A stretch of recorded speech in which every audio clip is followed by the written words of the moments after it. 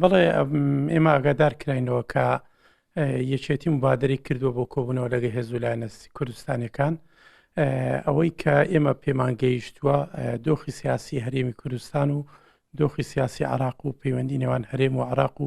پەیوەندی نێوان هێزوو لایەنە سیاسەکانی کوردستانە بۆی لەوێ گفتوگۆی دەربارەوە بکرێت. یارە خۆتان دەزانن ئێستای هەرێمی کوردستان ناکۆچی نێوان پارتی و یەکێتی گەیشتوتە لوتکا. هەردووشیان جەولەیەکیان کرد، یەکێتی لەسەر ئاستی مەکتەبی سیاسی سەردانی هێزوو لایەنە کوردستانیەکانی کرد نیگەرانی خۆی لە بارودۆخی حکومڕانی لە هەرێمی کوردستان باس کرد لە بەرامبەردا کوتلەی وەزاری پارتی هات ڕوونکردنەوەی خۆیدا واتە هەردوو هێز لە یەکتر نیگەران ئەوەن هەر یەکە و هەوری خۆی دەدات بتوانێت قەناعەت بە هێزوو لایەنە سیاسەکان بکاکە ئەو لەسەر حەقا.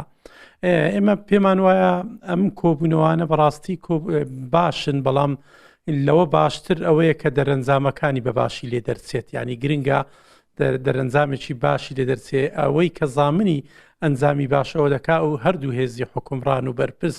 بەرامبەر ئەو بارودۆخەوە ئەو قەیرانانەی هەرێمی کوردستان جێ لە هێزوو لایەنی تری سیاسی بگرن، هێزوو لایەنە سیاسەکانیش قەناعەتی خۆیان بە ڕاشکاوانە بە هەردوو لا بڵێن کە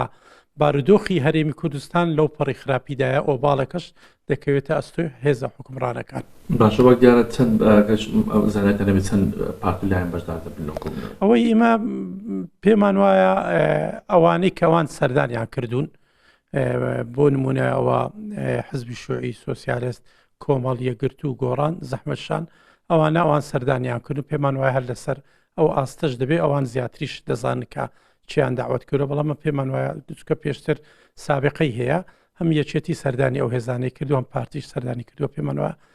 کۆبوونەوە کار لەسەر ئاستی ئەو هێزانە دەبێت. ئێمە دەمانەوێت نیگەرانەکانی خەڵکی کوردستان و هێزوو لایەنە سیاسەکان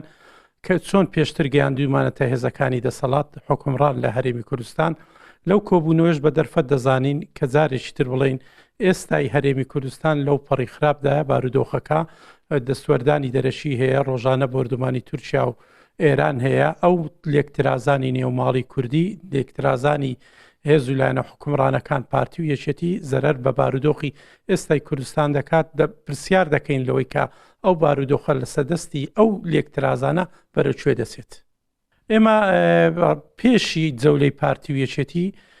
لیژنەی کاری هاوبەشی سەپی کوردستانی سەردانی هەموو هێزوو لایەنە کوردستانیەکانمان کرد بە پێکهاتەکانیشەوە. پرۆژەیەکمان هەبوو بۆ یەکریزی نیشتیمانی، یەک هەڵوێستی نیشتیمانی لە هەرێمی کوردستان. ئەو پرۆژەیەمان لەگەر سەرجەم هێزوو لایەنە سیاسەکان گفتوگۆ کرد، بەشێکیان هاتنە پێش لەو پرۆژەیە. دەمانەوێت پرۆژەکە ئێستا بە نووسرا و لە کۆنگرێشی ڕۆژنامەنووسی ڕابگەێنین کە تیادا ئاماژە بێ بۆ ئەو مەترسیەکانی ئێمەی هێزە چەپەکان لە بەرامبەر بارودۆخی سیاسی کوردستان و نیگەرانی هێزە چەپەکان لە بەرامبەر ژیان و گوزەرانی خەڵکو و ئەو بارودۆخی کە ئێستا خەڵکی تێدایە.